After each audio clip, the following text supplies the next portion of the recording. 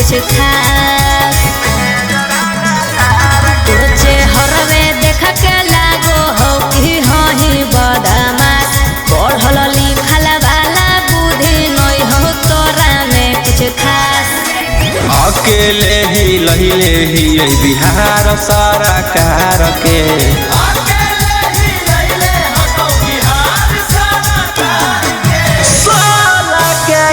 जमई में जरांगा तार के 16 के जमई में जरांगा तार के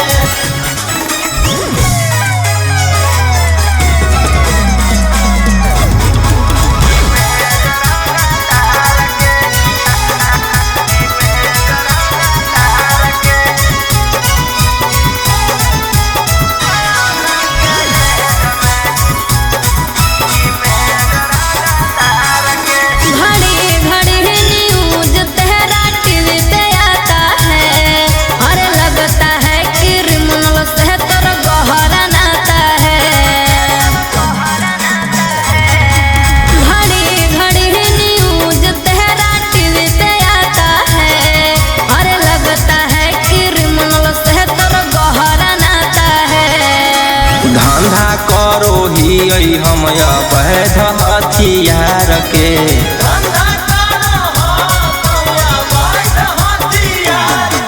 सोलह के जमई में जरांगा तार के 16 के जमई में जरांगा तार के